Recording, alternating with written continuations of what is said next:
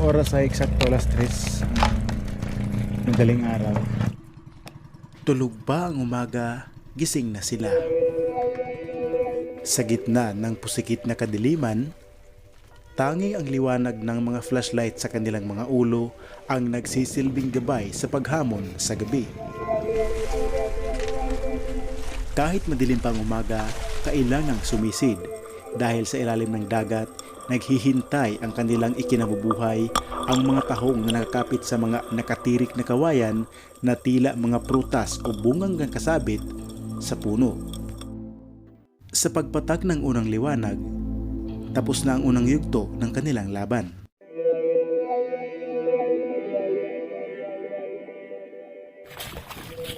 Ngunit ang mga bunga ng dagat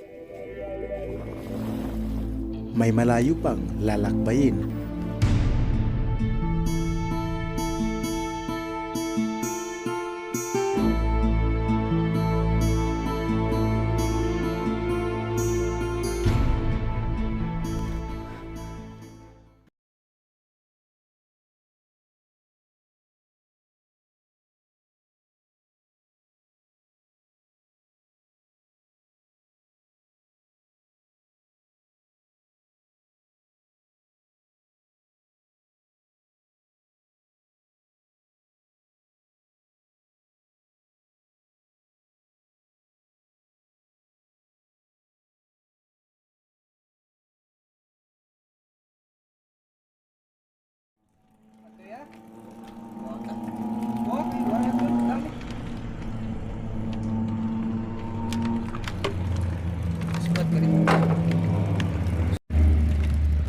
So ang oras ay eksakto alas 3 madaling araw. Sakto. Alis na sila papatungo sa dagat para manguha ng tahong.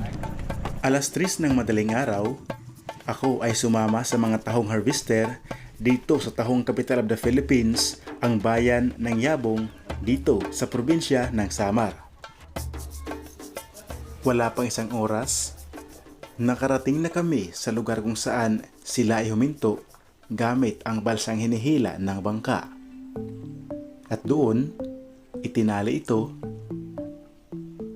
gamit ang mga flashlight na nakakabit sa kanilang mga ulo. Sa puntong ito ay nag-umpisa na ang kanilang trabaho.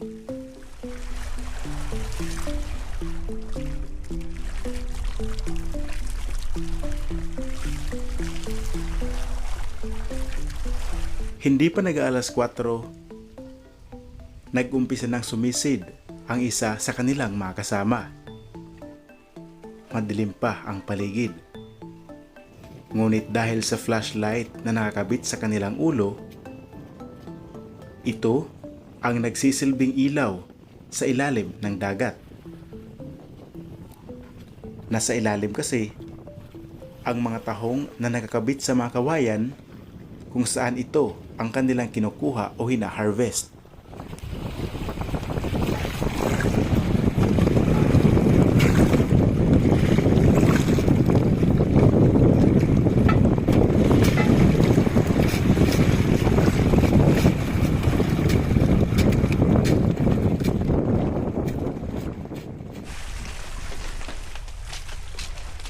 Makalipas ang isang oras, unti-unti nang lumiliwanag ang kalangitan. Tanaw na ang kanilang tinatrabaho.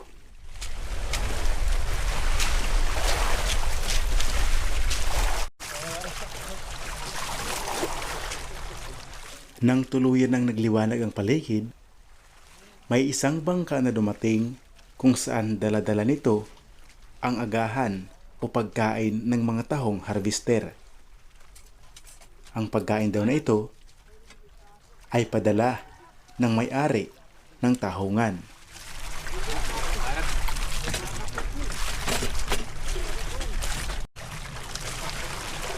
Uy, linaga sura. Sura linaga.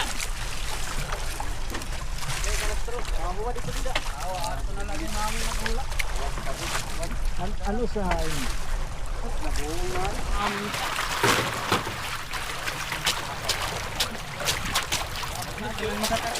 Lima sila sa mga harvester.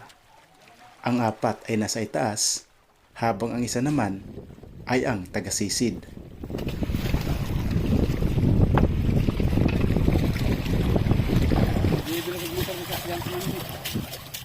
Kaliskisan ang tawag kung saan nakatali ang lubid para hilain ang kawayan na naroon ang mga tahong.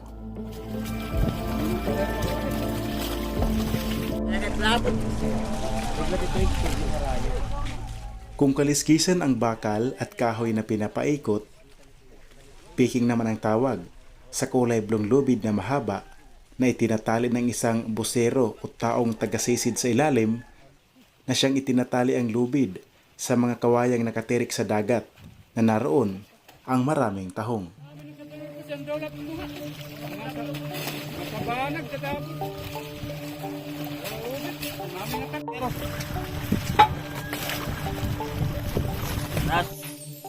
Ang bayan ng Yabong na madalas bigkasin ng mga lokal na parang Yabong o Hiyabong sa lalawigan ng Samar, ito ay kilala sa buong Pilipinas bilang Muscle Capital of Eastern Visayas dahil dito nagmumula ang napakaraming supply ng tahong na dinadala hanggang Maynila, Cebu at Davao. Dito, makikita ang natural na biyaya ang heograpiya ng Yabong. Ang kanilang karagatan ay isang closed o protektadong luok. Ang sapa at ilog na bumababa mula sa kabundukan sa bayan ng Yabong ay nagdadala ng mga masustansya sa karagatan ng luok. Ito ang dahilan kung bakit napakataba ng mga phytoplanktons o microscopicong halaman sa dagat na siyang pangunahing pagkain ng mga tahong. Dahil busog ang mga tahong, mabilis silang lumalaki at dumadami sa karagatan.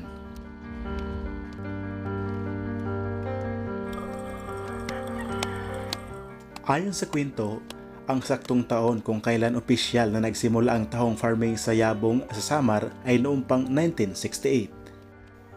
Pero bago pa ang taon na ito, ang mga tahong ay natural na lamang na tumutubo sa mga bato at bakawan sa look ng Yabong. Ngunit hindi pa ito ang formal na inaalagaan o ginagawang negosyo ng mga tao.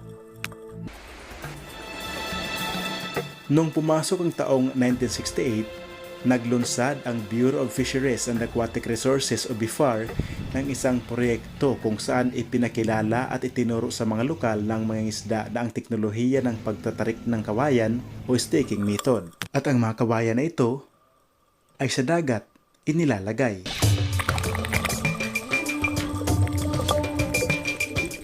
Sige, sa kalakalit niya. Ang kalakalit. Dapat. Kadayo.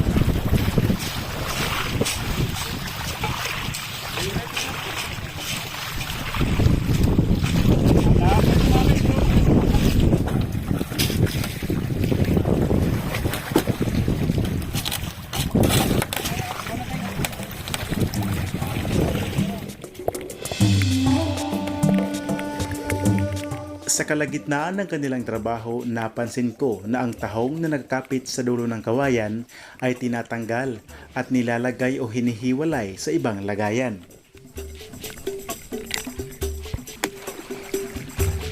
Ito ang maliliit na tahong na nakahiwalay lang ng lagayan at sila ay hindi nakahalo sa tahong na malalaki kumpara sa kanila. Anong pinagkaiba adi nga ito bunda ini? Ha? Paraon may gamay adi. Oy, paraon. Paraon din. Ayon sa mga harvester, ang maliliit na tahong na nakahiwalay ay ang ginagamit pampain sa tinatawag na bintol o ang mga nanguhuli ng alimasag. At ilang sandali pa, may dumating na isang bangka na nagbibintol.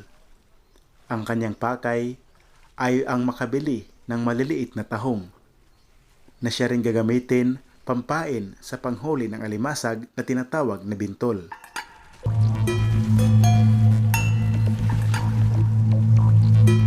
At ang kanyang sadya dito ay ang makabili sa halagang 100 pesos.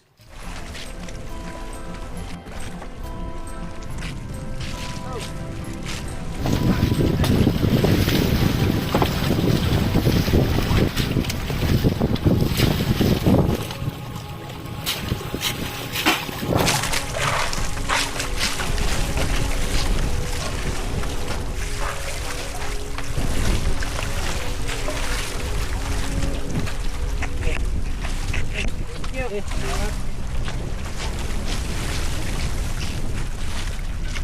you.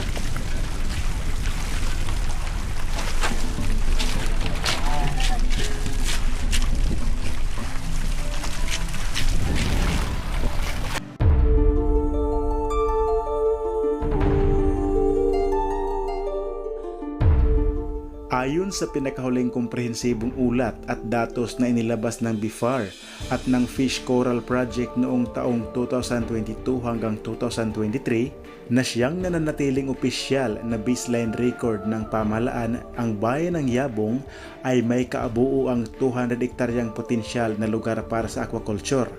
Sa kasalukuyan, ang aktual na lawak ng karagatan na may nakatirik na mga taunang kawayan ay nasa 160 hektarya. Ito ang pinakamalaking konsentrasyon ng taunang produksyon ng buong rehiyon.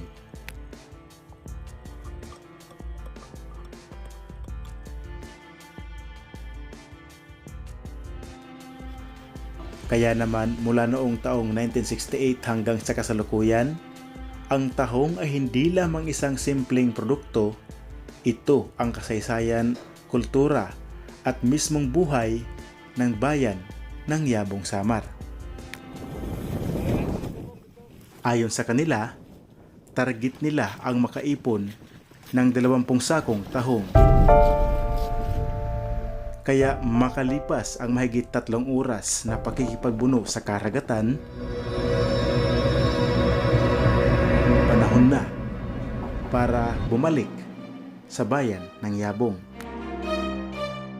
At ang mga kawayan na pinagkunan ng tahong ay ibinaba na at itatali sa balsa, at ngayon, panahon naman para hilain na ang balsa ng bangka.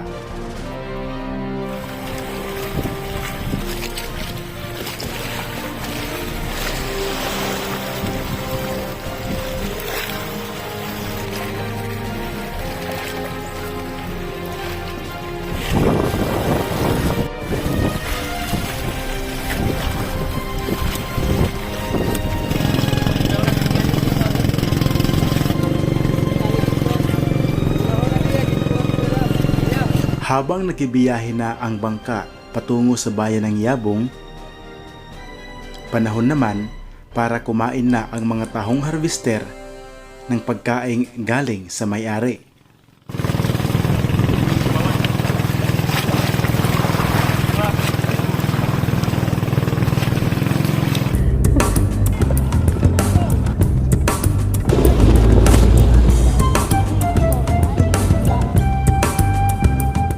Hindi pa man kami dumadaong sa pantalan, napansin kong may mga batang lumalangoy na sumasalubong na tila gustong sumakay sa balsa.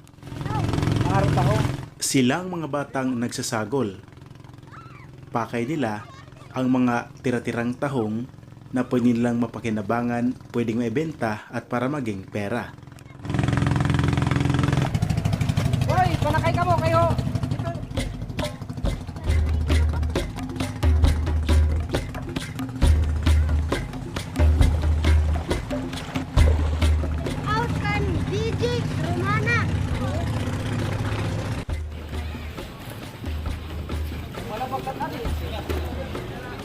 At ang mga kawayan na pinagkunan ng tahong, panahon na para ibilad sa araw.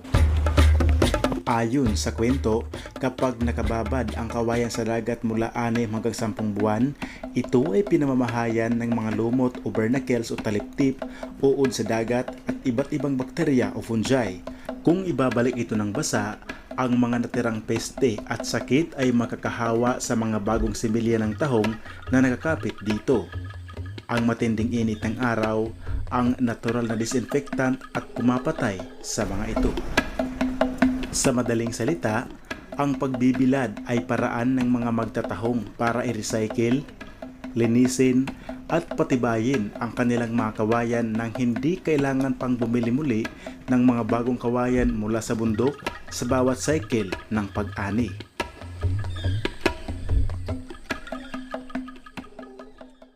Araw-araw, ganito ang sitwasyon dito sa pantalan o ilalim ng tulay sa bayan ng Yabong. Ang ingay na iyong maririnig, hindi lang mga sakayan, kundi ang mga taong umaasa sa tahong na biyaya ng dagat.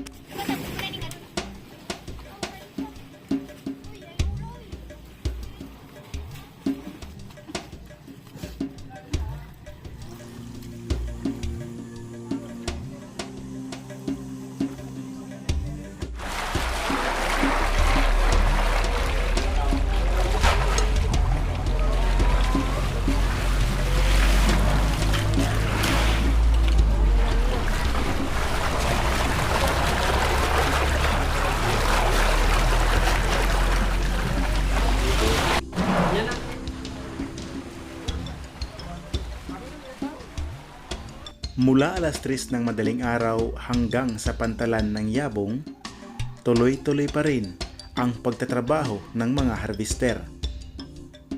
Dito, panahon na para ilagay sa sako ang mga tahong. I-deliver na kasi ang mga ito patungong Davao.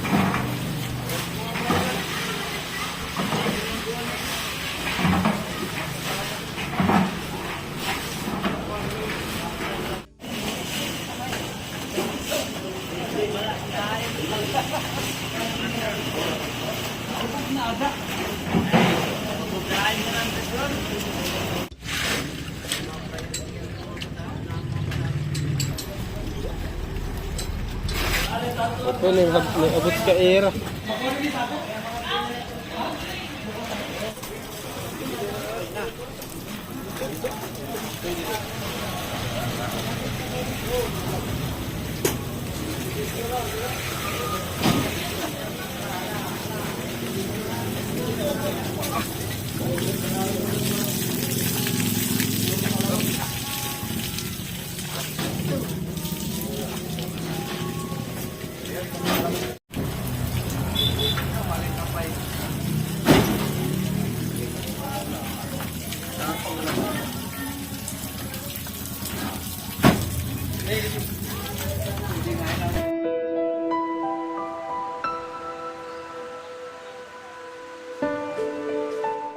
Maliban sa mga preskong tahong na idinideliver sa iba't ibang lungsod sa probinsya, may mga tahong din tulad ng mga prenosiso, niluto, at iba pa na ibinibenta sa gilid ng kalsada.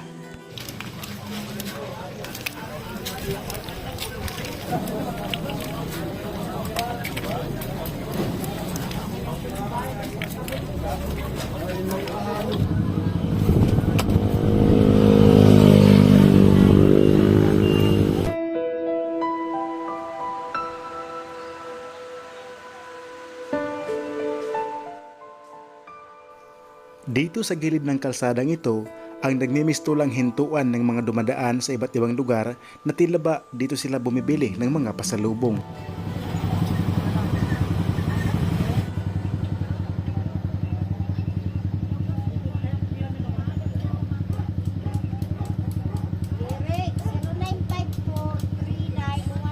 At kung ikaw ay huminto dito, pwede ka rin magpaluto katulad ng talaba, pwede rin ang tahong. Bibili ako dito ng tinatawag na talaba oyster. Okay. Te. Ito po ay. Ito po, te.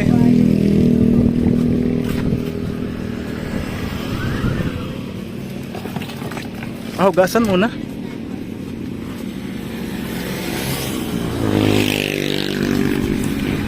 Mula dito sa Yabong Samar, ako po si Antonio Cabubas at ito ang Province Life TV.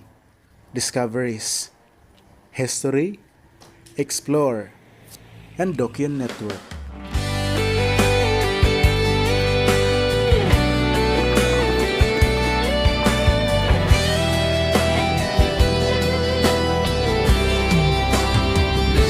Bukas ang kamera, nasa harap ng bukid. Ang sikmura ng TV ay tumitingin sa mga kamay na mapuputi. Mga magsasaka na sumikat ang araw ay gumigising upang taniman ng palay ang lupa. Hoy! Alvin! Alvin! Alvin! Ano na? Pag naupos yan, meron ka. Babayaran ka. Ano good? Babayaran ka. Inutosan ka lang ibenta. Sino nagutos? Ha? Okay. Asawa na nangangailangan ng gamot sa ulo. Parang boses ng pusong tagbit. Ang ango ninyo, iniaayos ang araw-araw. Sagot niya'y inyong ngiti, ngunit may luha sa mata. Tiis lang anak, ganito ang buhay dito sa bukid. Tahanan ng probinsya, Province Life TV, ipinapakita ang totoo ng buhay dito sa probinsya. Ang mga pagsubok araw-araw, ang hirap na walang katapusan. Ngunit ang pagtitiyaga ay hindi mawawala sa atin. Tahanan ng probinsya, tingnan ninyo ito. Ang mga tao na nagtatrabaho ng husto upang may makain sa hapag, may maisuot sa katawan. Ito ang buhay natin, totoo at walang katanggisin.